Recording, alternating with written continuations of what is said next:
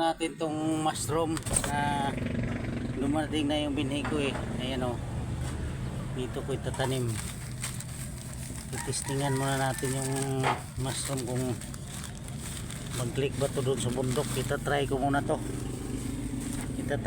to na ilagay dito sa sako.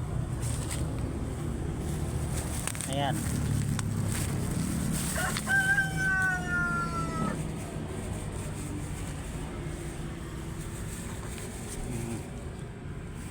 Mating na yung pinadala galing sa Pangasinan. Ayan na siya.